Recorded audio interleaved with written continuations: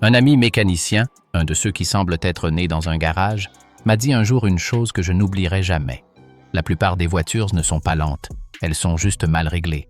Je pensais qu'il exagérait, jusqu'à ce qu'il me montre une liste d'astuces qui, selon lui, devraient être illégales tant elles améliorent les performances sans dépenser un sou.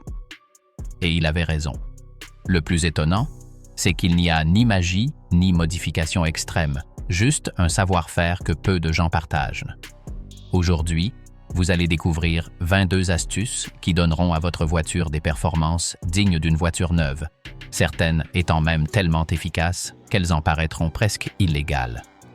Ces astuces ne nécessitent ni outils spéciaux ni compétences d'ingénieur mécanicien. Ce sont des réglages, des nettoyages et des réinitialisations que la plupart des conducteurs négligent, mais que les mécaniciens expérimentés appliquent systématiquement pour optimiser les performances d'une voiture. Accrochez-vous, car les 4 premières sont si simples qu'on a du mal à croire à leur impact. Restez jusqu'à la fin pour les découvrir. Réinitialisation rapide du boîtier papillon. Cette astuce semble magique, mais il s'agit en réalité d'électronique pure et simple, appliquée avec bon sens. Au fil du temps, le calculateur de votre voiture apprend vos habitudes de conduite. Si vous conduisez en douceur, le système ajuste la réponse de la pédale pour la rendre plus progressive. Si vous êtes plus sportif, il la rend plus immédiate. Le problème, c'est que cet apprentissage peut parfois rendre la voiture moins réactive. L'accélérateur manque de précision, surtout sur les voitures anciennes ou après un nettoyage du boîtier papillon. La réinitialisation rapide efface cette mémoire et oblige le système à réapprendre. Sur la plupart des véhicules modernes, il suffit de tourner la clé en position contact sans démarrer le moteur, d'attendre quelques secondes, d'appuyer à fond sur l'accélérateur pendant quelques instants, puis de couper le contact. Au redémarrage, la voiture est plus agile, comme rajeunie. Ce n'est pas de la magie, c'est de la logique. L'électronique interprète les valeurs d'ouverture du papillon comme de nouveaux paramètres de référence. Et si vous combinez cela avec un nettoyage du boîtier papillon, le résultat est immédiat. La pédale réagit plus rapidement, le mélange air-carburant est mieux régulé et la sensation de manque de puissance disparaît. C'est comme retirer un pansement sur le moteur. Attention toutefois à ne pas en faire trop. Certains s'y essaient, sans connaître l'ordre exact des étapes ni les temps d'attente entre elles. Une mauvaise manipulation peut entraîner l'affichage de codes d'erreur temporaire par le calculateur. En revanche, correctement effectué, la différence est perceptible dès le premier kilomètre. Nettoyage express du capteur MAF, débitmètre massique d'air. Le capteur MAF indique au moteur la quantité d'air entrant dans le collecteur d'admission, permettant ainsi au calculateur de calculer la quantité de carburant nécessaire. En d'autres termes, il joue le rôle des poumons du système d'injection. Si le capteur est encrassé, tout l'équilibre est perturbé. La voiture consomme plus de carburant, sa réactivité est moindre et elle peut même vibrer sans raison apparente.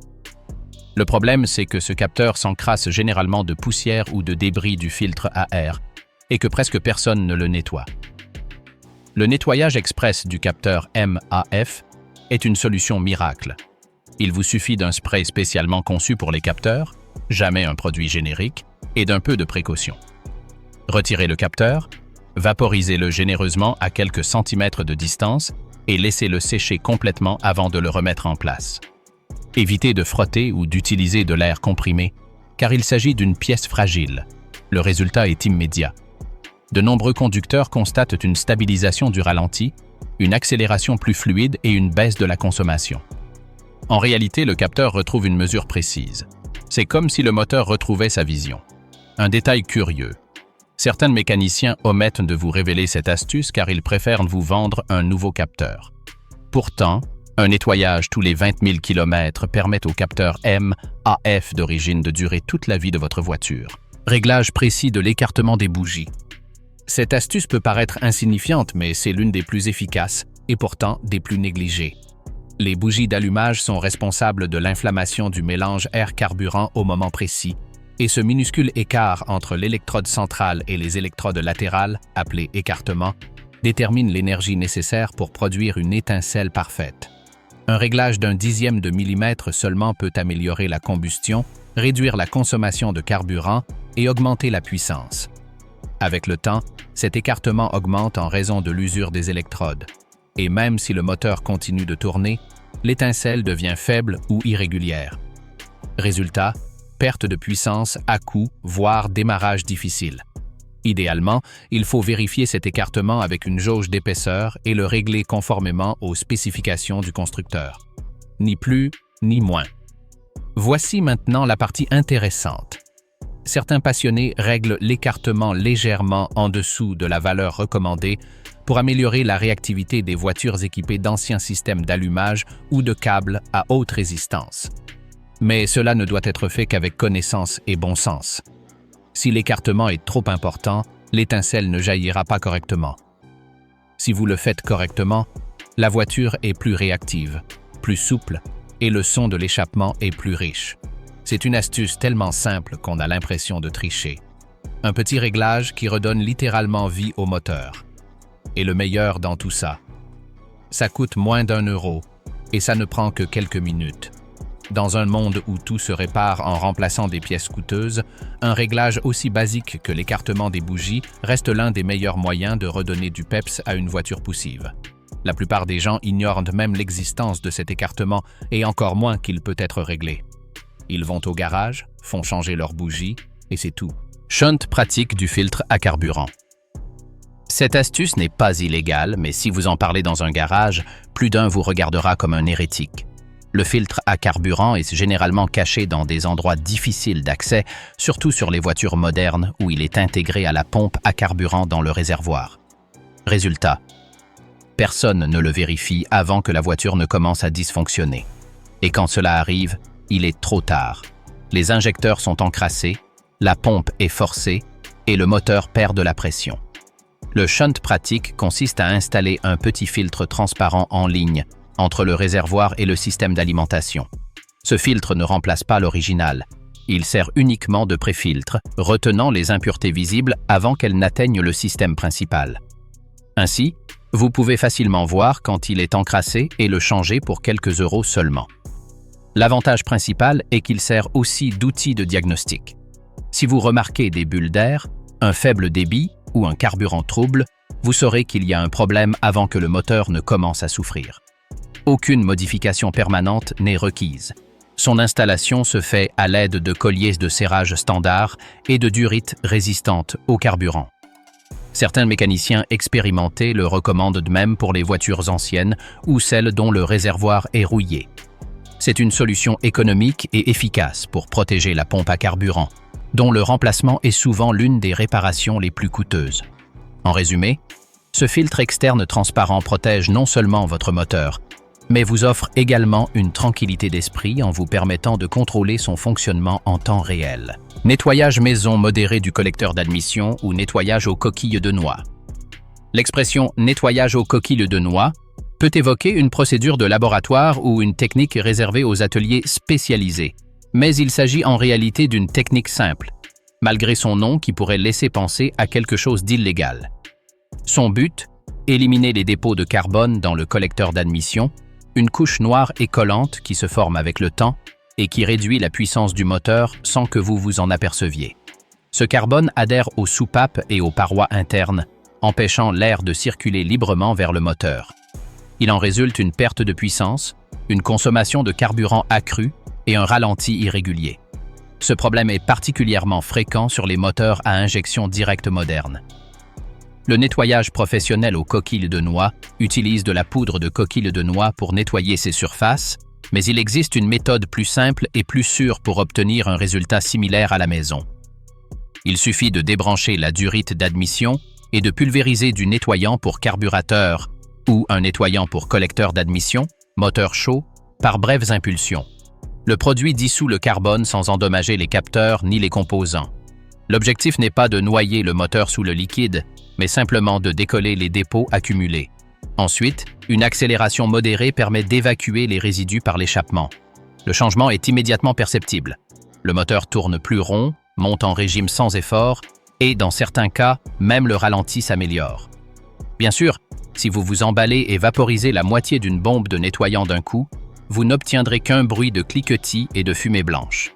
Mais effectué avec précaution, cette astuce permet au moteur de retrouver sa respiration naturelle. Entretien partiel de la transmission par vidange et remplissages échelonnés. Des milliers d'automobilistes commettent une erreur fréquente. Laisser l'huile de transmission sans y toucher pendant des années, puis, lorsqu'ils la changent enfin, la voiture commence à mal fonctionner. Pourquoi? Parce qu'une vidange complète et brutale peut déloger des sédiments et modifier la pression interne du système. Résultat, une transmission qui fonctionnait parfaitement auparavant devient soudainement lente ou patine. La solution? Une astuce ingénieuse, presque trompeuse. Les vidanges partielles. Au lieu de vidanger toute l'huile d'un coup, on n'en vidange qu'une partie, entre un tiers et la moitié, et on la remplace par de l'huile neuve. On roule ensuite quelques jours et on répète l'opération 2 ou 3 fois. Au total, l'huile usagée est progressivement renouvelée jusqu'à ce que l'huile finale soit presque entièrement neuve, sans aucun choc mécanique. Cette méthode, utilisée par les techniciens spécialisés en transmission automatique, prolonge la durée de vie du système et évite des réparations coûteuses. De plus, cela vous permet d'observer la couleur et l'odeur du liquide à chaque vidange. S'il est très foncé ou sans le brûler, c'est signe d'usure interne. L'avantage principal? Pas besoin de démonter la boîte de vitesse ni d'utiliser d'outils spécifiques. Juste une clé de vidange, de la patience et un liquide de bonne qualité. En bref, 3 vidanges partielles valent mieux qu'une vidange complète mal effectuée. Et aussi étrange que cela puisse paraître, votre boîte de vitesse vous en remerciera à chaque passage de vitesse. La boîte automatique est l'une des pièces les plus coûteuses à remplacer sur une voiture moderne. On parle de réparations qui peuvent facilement dépasser les 3 000 €. Ironie du sort, nombre de ces pannes surviennent justement après une vidange mal réalisée. Nettoyage et étalonnage de la sonde lambda. La sonde lambda, aussi appelée sonde à oxygène, est un élément essentiel, bien que souvent méconnu, du moteur. Son rôle est de mesurer la quantité de gaz imbrûlé rejeté par l'échappement et de transmettre cette information au calculateur afin d'ajuster le mélange air-carburant. En d'autres termes, elle est garante du bon fonctionnement du moteur. Cependant, avec le temps, elle s'encrasse de suie et de résidus, ce qui fausse ces mesures. La plupart des gens pensent qu'en cas de panne, il faut remplacer la sonde lambda. Si cela est parfois vrai, un bon nettoyage suffit souvent. On peut la démonter à l'aide d'une clé adaptée, tremper son extrémité dans du nettoyant pour carburateur ou du vinaigre blanc pendant quelques heures, puis la laisser sécher complètement. Il ne faut surtout pas la gratter ni souffler dessus, car le matériau céramique est très fragile. Une fois remontée, la différence est notable. Le ralenti est plus stable, le régime moteur est plus régulier et la consommation de carburant diminue. Dans certains cas, même la forte odeur d'échappement disparaît. Et voici le plus intéressant, de nombreuses sondes défectueuses vendues dans les garages étaient tout simplement encrassées. Quelques minutes de nettoyage peuvent vous faire économiser des dizaines d'euros.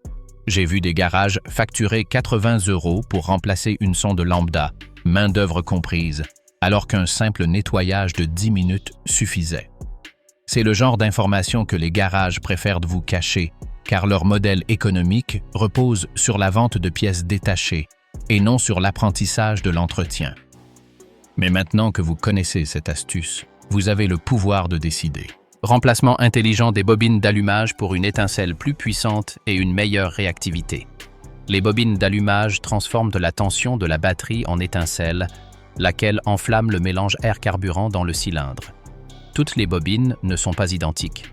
Certains modèles de voitures peuvent utiliser des bobines compatibles provenant de versions plus puissantes ou sportives, offrant un rendement supérieur et une étincelle plus stable. Cette astuce ne nécessite aucune reprogrammation du moteur. Il suffit de rechercher les bobines d'allumage de la même marque parfaitement compatibles avec votre moteur. Par exemple, certaines bobines de version turbo ou haute performance s'installent sans aucune modification. L'avantage? Une combustion plus complète, moins de vibrations et une consommation de carburant réduite. Le changement est particulièrement perceptible à l'accélération à bas régime. La voiture réagit plus vite et sans les hésitations caractéristiques des moteurs poussifs.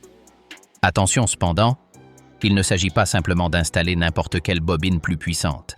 Si le connecteur ou la résistance interne ne correspondent pas, vous risquez de surcharger le calculateur ou les injecteurs. L'essentiel est de se renseigner sur les forums spécialisés pour votre modèle de voiture, de discuter avec des passionnés qui ont déjà effectué cette opération et de vérifier les références et la compatibilité des pièces. Certaines modifications de moteur sont si répandues qu'elles sont devenues des pratiques courantes au sein de certaines communautés de propriétaires. Par exemple, certains modèles Volkswagen peuvent utiliser des bobines d'allumage de version GTI sans problème, ce qui permet d'obtenir une étincelle plus puissante et plus régulière. Il en va de même pour certains modèles Honda, Toyota et Ford. Réinitialisation forcée du calculateur pour redonner à votre voiture ses performances d'origine. La plupart des conducteurs ignorent que le calculateur de leur voiture, le fameux calculateur moteur ECU, apprend de leur style de conduite. Il ajuste le mélange air/carburant, le ralenti, la réactivité de l'accélérateur et l'avance à l'allumage en fonction de leurs habitudes. Le problème, c'est qu'avec le temps, ils mémorisent aussi leurs erreurs. Accélération brusque, freinages intempestifs, voire même de petits défauts déjà corrigés. C'est pourquoi la réinitialisation forcée existe. Une procédure qui oblige le calculateur à oublier tout ce qu'il a appris et à retrouver son état optimal.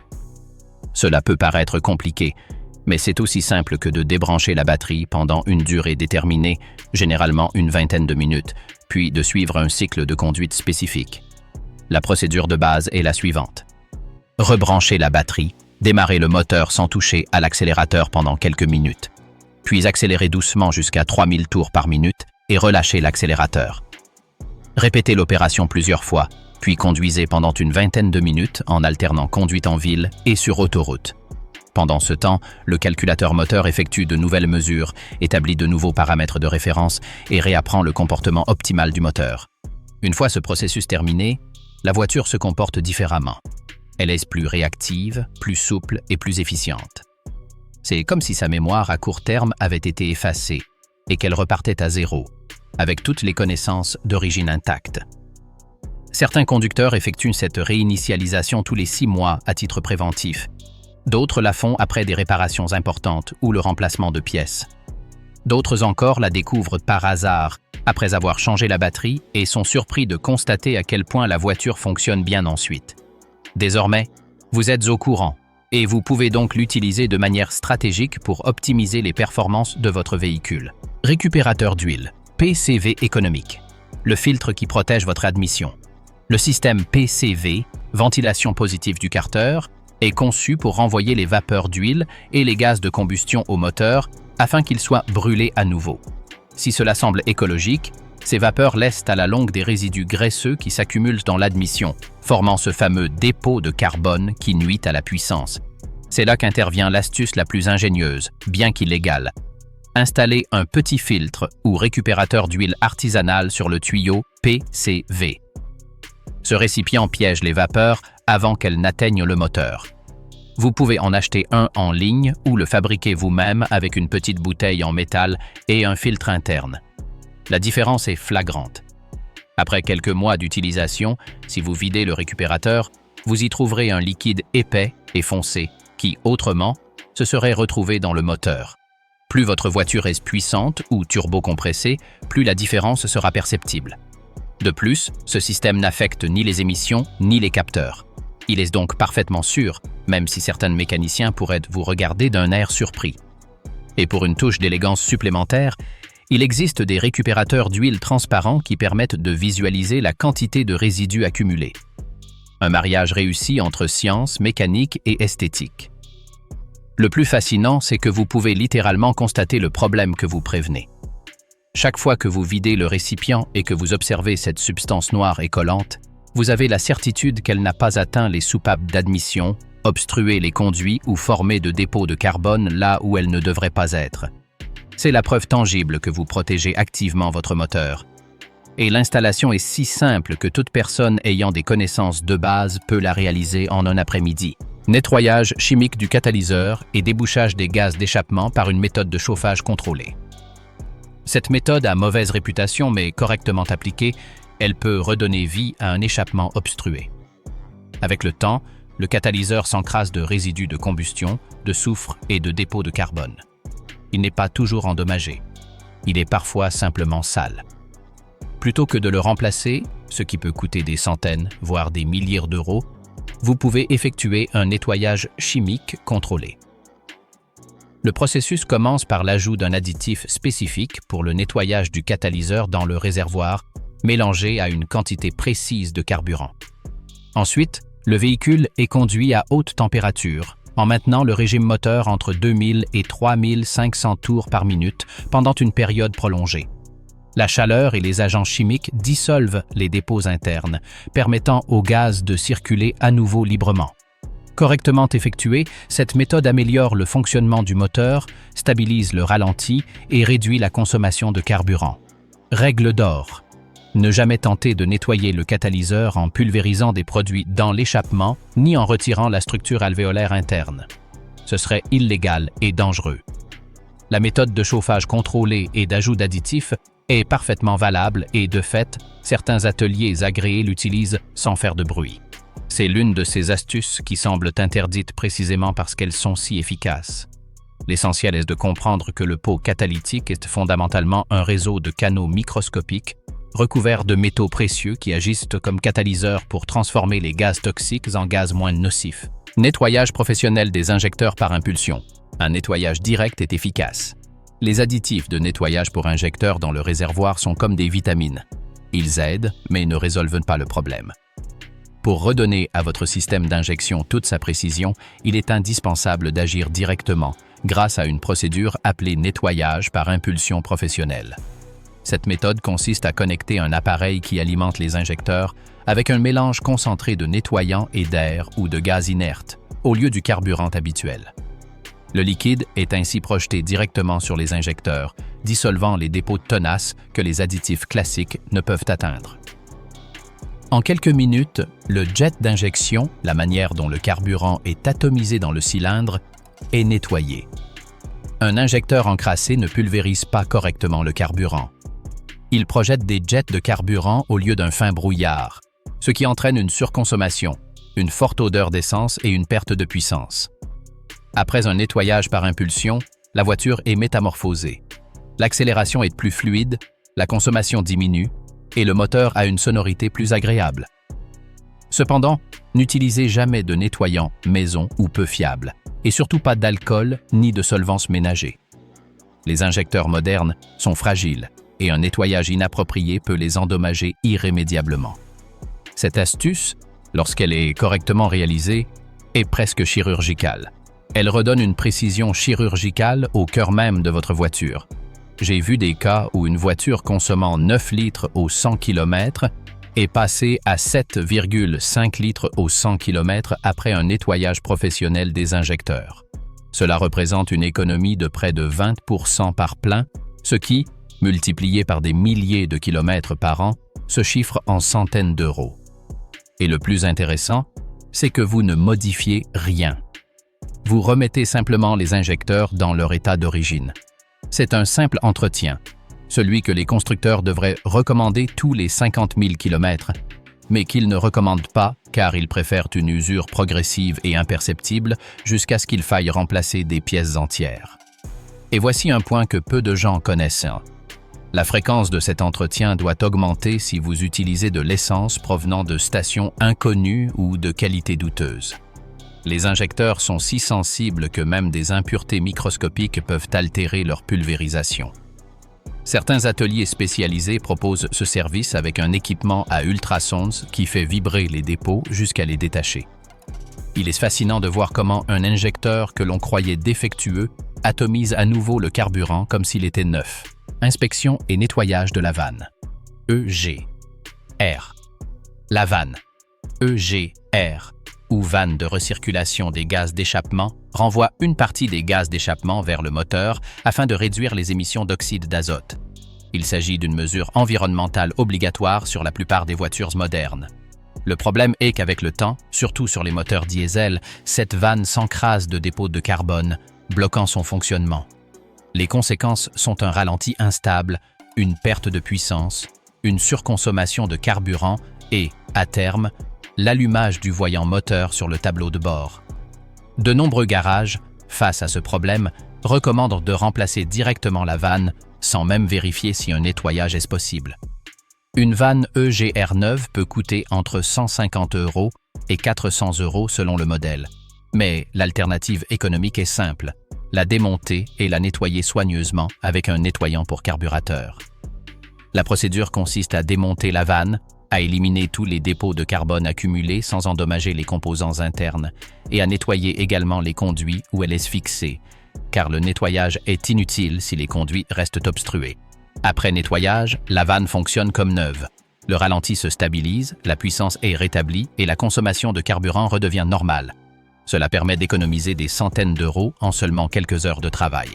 Cet entretien doit être effectué préventivement tous les 60 000 à 80 000 km, notamment sur les moteurs diesel où l'encrassement est beaucoup plus rapide que sur les moteurs essence. Optimisation du ralenti grâce au réglage de la vanne IAC.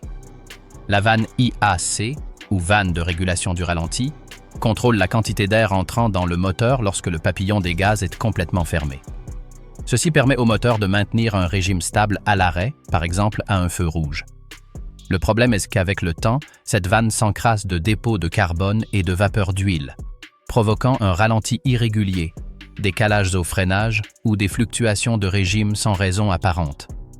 Nombreux sont les conducteurs qui considèrent cela comme normal sur les véhicules anciens, ignorant que la solution est extrêmement simple. Il suffit de localiser la vanne IAC, de la démonter avec précaution, de la nettoyer avec un produit nettoyant spécifique pour composants électroniques. N'utilisez jamais de produits agressifs susceptibles d'endommager la bobine interne et de la laisser sécher complètement avant de la remonter. La transformation est immédiate. Le ralenti devient stable et régulier.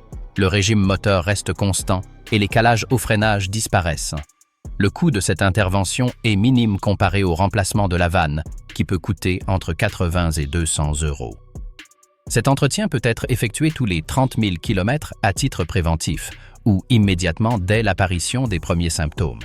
Ce qui rend cette astuce si spéciale, c'est son efficacité remarquable et son faible coût. Optez pour des câbles de bougie de haute qualité. Les câbles de bougie jouent un rôle crucial. Ils acheminent la haute tension de la bobine d'allumage aux bougies. D'apparence simple, ce sont en réalité des composants de précision conçus pour supporter des milliers de vols sans perte d'énergie. Le problème? De nombreux constructeurs utilisent des câbles d'origine bon marché à haute résistance interne pour réduire leurs coûts. Avec le temps et surtout sous l'effet de la chaleur du moteur, ces câbles se dégradent. Les symptômes? Des vibrations du moteur au ralenti, un manque de puissance, une consommation de carburant accrue et des démarrages à froid difficiles. Souvent, on attribue le problème aux bougies alors qu'il provient en réalité des câbles. La solution? Les remplacer par des câbles de haute qualité à faible résistance, notamment ceux à âme en silicone ou en fibre de carbone. Ces câbles transmettent l'étincelle plus efficacement, pour une combustion plus complète. Les bénéfices sont immédiats, démarrage à froid facilité, accélération plus souple et plus puissante, et réduction des interférences électromagnétiques susceptibles de perturber les autres systèmes électroniques du véhicule. Un investissement modéré, généralement entre 60 et 120 € selon le modèle, pour des résultats durables. La différence est particulièrement visible sur les moteurs ayant parcouru plus de 100 000 km, où les câbles d'origine sont déjà complètement dégradés. Ces câbles de qualité, quant à eux, peuvent parcourir plus de 150 000 km sans perte d'efficacité. Débloquer une valve PCV grippée. Nous avons déjà abordé le système PCV et son récupérateur d'huile, mais concentrons-nous maintenant sur la valve elle-même. Ce petit composant a pour rôle d'évacuer la pression du carter afin d'éviter les fuites d'huile. Lorsqu'elle se bloque, la pression monte dans le moteur et cherche à s'échapper par tous les moyens. Joint de vilebrequin, joint d'arbre à cames, joint de cache-culbuteur. Les conséquences sont graves. Fuite d'huile généralisée, consommation d'huile excessive et accumulation de gaz dans le carter. Les symptômes les plus courants sont une fumée bleue à l'échappement, une odeur d'huile brûlée et une chute rapide du niveau d'huile. La valve PCV est un petit composant peu coûteux, mais absolument essentiel. Nombreux sont les conducteurs qui ignorent son existence jusqu'à ce qu'un problème survienne. La procédure de vérification est simple. Débranchez la valve et secouez-la. vous devriez entendre une petite bille se déplacer librement à l'intérieur. Si vous ne l'entendez pas ou si elle semble bloquée, elle est grippée et doit être remplacée. Une valve neuve coûte entre 10 et 30 €, une somme dérisoire comparée au problème qu'elle prévient. Si l'obstruction est récente, vous pouvez essayer de la nettoyer en la faisant tremper dans un solvant, mais il est généralement préférable de la remplacer. C'est un de ces éléments qu'il faudrait vérifier à chaque vidange, mais dont on parle rarement. Un entretien préventif peut vous éviter des milliers d'euros de réparation de fuite et de consommation d'huile anormale. J'ai vu des cas extrêmes où un moteur consommait 1 litre d'huile tous les 1000 km simplement parce que la valve PCV était complètement bouchée. Le propriétaire a dépensé des centaines d'euros en diagnostic, en essai de différentes huiles, en vérification des joints, alors qu'il s'agissait en fait d'une simple valve à 15 €. Ce genre d'histoire nous fait nous demander combien d'autres problèmes, en apparence complexes, ont des solutions ridiculement simples. Il existe un test simple pour vérifier le bon fonctionnement de votre système PCV avant même l'apparition de symptômes évidents. Moteur au ralenti, retirez délicatement le bouchon d'huile. Si vous sentez une forte aspiration, comme si le moteur aspirait de l'air, le système fonctionne correctement. Si vous ne ressentez rien, ou pire, si vous ressentez une pression qui pousse vers l'extérieur, vous avez un problème. Purgez le système de freinage pour une pédale plus ferme. De l'air s'infiltre inévitablement dans le système de freinage au fil du temps. Cela se produit à chaque ouverture du réservoir de liquide de frein, lors du changement des plaquettes ou en cas de microfuite qui se referme d'elle-même. L'air est compressible, contrairement au liquide. Ainsi, lorsque de l'air est présent dans le système, la force exercée sur la pédale, au lieu d'être transmise directement aux étriers, est en partie dissipée pour comprimer l'air. Il en résulte une pédale molle, une course plus courte que la normale et, pire encore, une perte d'efficacité du freinage, particulièrement dangereuse en cas d'urgence. La solution ? Une purge complète du système. La procédure de base nécessite 2 personnes. On commence par la roue la plus éloignée du maître-cylindre, généralement la roue arrière droite sur la plupart des véhicules. Une personne pompe la pédale plusieurs fois en la maintenant enfoncée, tandis que l'autre ouvre la vis de purge. Du liquide mélangé à des bulles d'air s'écoule. On referme la vis et on répète l'opération jusqu'à ce que le liquide soit parfaitement clair, sans bulles. Passez ensuite à la roue suivante, en respectant l'ordre prévu par le système. Il est crucial de maintenir le niveau de liquide dans le réservoir tout au long de l'opération. Ne le laissez jamais descendre trop bas, car de l'air s'infiltrera par le haut pendant que vous tenterez de l'expulser par le bas. Le résultat est immédiat. Une sensation ferme et constante à la pédale et une confiance totale dans le système de freinage. Cette procédure doit être effectuée tous les 2 ans ou lors de chaque vidange du liquide de frein, car celui-ci se dégrade avec le temps et absorbe l'humidité. Réinitialisez le système anti-patinage pour une meilleure réactivité. Les systèmes modernes d'anti-patinage et de contrôle de stabilité sont de véritables prouesses d'ingénierie, mais ils présentent un inconvénient. Ils peuvent devenir trop protecteurs avec le temps. Notamment sur les véhicules ayant un kilométrage élevé, le système apprend des habitudes de conduite prudentes et intervient alors même que ce n'est pas nécessaire. Il en résulte une sensation de voiture molle qui réagit mal à l'accélération et coupe la puissance au moindre signe de perte d'adhérence, même en l'absence de danger réel. La méthode de réinitialisation varie selon le constructeur, mais elle consiste généralement à débrancher la batterie et à suivre une procédure de démarrage spécifique. Certains modèles requièrent de maintenir le bouton anti-patinage enfoncé au démarrage. L'important est que le système retrouve ses paramètres d'usine, en supprimant tous les réglages prudents qu'il a appris. Le résultat ? Une voiture avec une meilleure réponse à l'accélérateur, sans interventions inutiles du système. Et il est important de préciser, vous ne désactivez pas définitivement le système de sécurité. La réinitialisation rétablit simplement les paramètres d'origine définis par le constructeur. Le système continue de fonctionner parfaitement avec des seuils adaptés au véhicule, au lieu des seuils trop prudents qu'il avait développés. Réinitialisation complète du calculateur, du boîtier papillon et des capteurs. C'est la technique ultime, la procédure secrète que les mécaniciens expérimentés utilisent discrètement lorsqu'une voiture arrive à l'atelier avec des pannes inexpliquées. Cette séquence de réinitialisation complète combine 3 étapes. Une réinitialisation du calculateur, une réinitialisation du boîtier papillon et un recalibrage des principaux capteurs, sonde lambda, débitmètre massique d'air et capteur de température. L'effet est spectaculaire. Le système efface toutes les mauvaises habitudes de conduite enregistrées, recalibre chaque capteur à ses valeurs d'usine et réapprend au véhicule à fonctionner correctement. La différence est parfois si flagrante que certains pensent que leur voiture a été reprogrammée à leur insu. La procédure est la suivante. Débranchez la batterie pendant exactement 20 minutes pour vous assurer que tous les condensateurs sont complètement déchargés. Rebranchez-la ensuite, mettez le contact sans démarrer le moteur et attendez une dizaine de secondes. Ensuite, appuyez lentement et délibérément à fond sur la pédale d'accélérateur à 3 reprises, en maintenant la pression pendant environ 5 secondes à chaque fois. Puis, démarrez le moteur et laissez-le tourner au ralenti pendant 5 minutes sans toucher à rien. Ni à l'accélérateur, ni à la climatisation, rien. Le moteur aura un comportement inhabituel pendant ce temps, le régime moteur peut fluctuer, le bruit peut être irrégulier, tout cela est normal. Il se recalibre. Ensuite, roulez à vitesse constante pendant au moins 15 minutes, idéalement sur une autoroute où vous pouvez maintenir une vitesse entre 80 et 100 km/h sans avoir à freiner ou accélérer constamment. Pendant ce temps, le système de gestion moteur effectue de nouvelles mesures, établissant de nouvelles valeurs de fonctionnement optimales. Une fois cette opération terminée, le changement est presque magique.